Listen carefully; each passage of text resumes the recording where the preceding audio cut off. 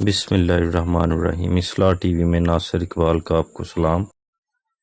معزز سامعین، کھوج کے اس سفر پر ہمارے اگلے پڑاؤ کا عنوان ہے استاد۔ سامعین کرام، پڑھانا انتہائی مقدس فریضہ ہے۔ جو لوگ اس سے منسلک ہوتے ہیں وہ انتہائی قابل احترام ہوتے ہیں۔ بات چیت اور ابلاغ ایک صلاحیت ہے، یہ ہر کسی کے پاس نہیں ہوتی۔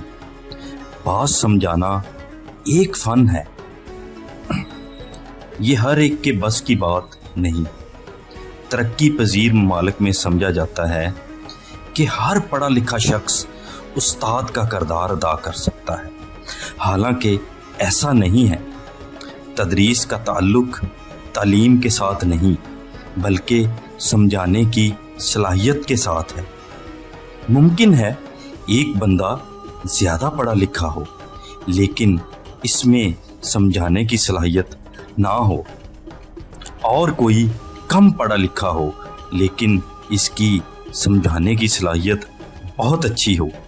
سمجھانے کی صلاحیت پڑھانے میں بہت معاون ہوتی ہے۔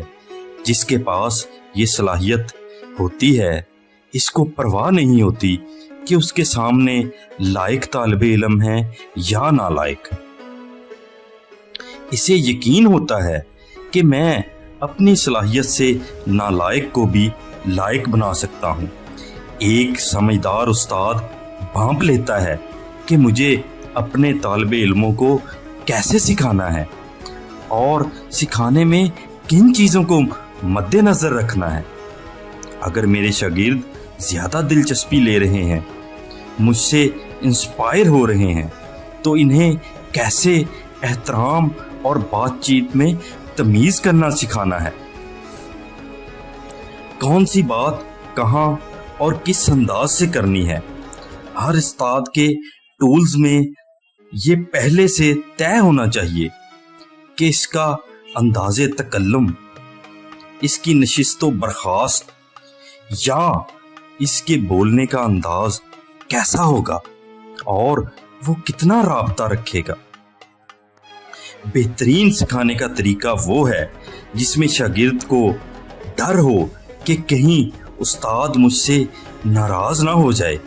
شاگرد یہ سمجھے کہ میرا استاد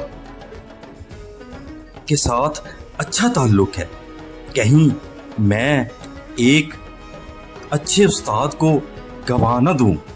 اگر یہ چیزیں مد نظر رکھی جائیں گی تو شاگرد کسی بھی قسم کی غلطی کرنے سے اجتناب کرے گا۔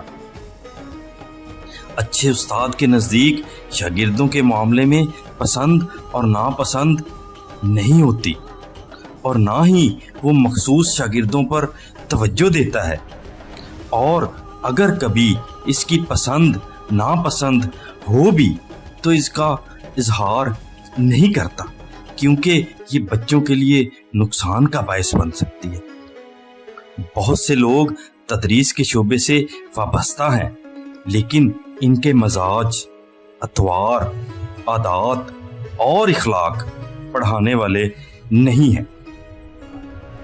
وہ اپنے آپ کو تدریس کے مطابق نہیں ڈھالتے، تدریس کے تقاضوں کو پورا نہیں کرتے، جس کے نتیجہ میں کچھ بچے سیکھ پاتے ہیں اور کچھ نہیں۔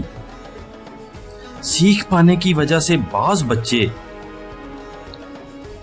ان سے نفرت کرنے لگ جاتے اور اپنے استاد کی عزت بھی نہیں کرتے۔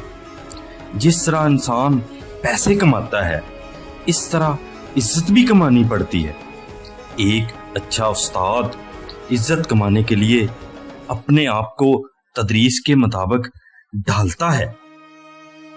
استاد ایک باغبان کی طرح ہوتا ہے۔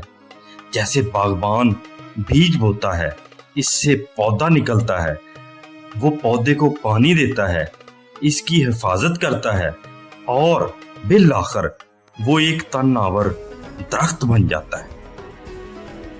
لوگ اس درخت کی چھاؤں میں بیٹھ کر اس کا پھل کھاتے ہیں۔ अगर दरख्त का फल कड़वा हो तो इसका मतलब है कि दरख्त की देखभाल में कोई कमी रह गई। एक अच्छे उस्ताद के लगाए हुए पौधों की छांव में जमाना बैठता है। इनकी सबसे बड़ी कमाई इनकी उजरत नहीं बल्कि इनकी इज्जत होती है। हमारे मुल्क में तदरीस को इतनी इज्जत नहीं दी जाती और बड़ा सितम ये है कि इस फरीजे से मुंसलिक लोग भी इज्जत नहीं करवाते। इस शोबे में आटे में नमक के बराबर ऐसे लोग हैं जो अपनी जिम्मेदारी आसान तरीके से निभाकर इज्जत करवाते हैं। इस पेशा में आते ही इज्जत मिलना मुमकिन नहीं। इज्जत करवाने के लिए किसी लालच और गर्ज से आरी होकर बेलौस काम करना पड़ता है। कुछ अरसा नताइज के लिए इंतजार करना पड़ता है। तदरीस से मुंसलिक शख्स में एक उस्ताद वाला किरदार लाजमी होना चाहिए। एक अच्छा उस्ताद बनने के लिए अपने अंदर सलाहियतों के साथ किरदार भी बनाना पड़ता है। एक अच्छा उस्ताद अपने असूलो ज़वाबित का पाबंद होता है। पाकिस्तान की निस्बत दीगर ममालिक में उस्तादा की इज्जत ज्यादा है। वहाँ बनाए हुए असूलों पर सख्ती से अमल पैरा किया जाता है। जैसे एक शख्स किसी दूसरे को मुखातब करने के लिए सर का लक़ब इस्तेमाल करता है। ये एक बाकायदा सिस्टम की ही बदौलत है, लेकिन हमारे यहाँ सिस्टम को चलाने के लिए कोई बाकायदा निज़ाम मौजूद नहीं है, जिसकी वजह से कुछ पेशे दब गए और कुछ ज़ेरे अताब आ गए। तदरीस भी इन्हीं में से है। आज सितम ये है कि एक इलाके के डीसीओ के पास इतनी ताकत है कि वो इसके जरिए एक उस्ताद का किसी भी जगह तबादला कर सकता है, लेकिन एक काबिल उस्ताद के पास कोई अथॉरिटी नहीं। अपना और अपने इर्द गिर्द लोगों का बहुत सा ख्याल रखिएगा, इस दुआ के साथ कि ऐ मेरे अल्लाह, मेरे काम मेरे लिए आसान फरमा दीजिए और मुझे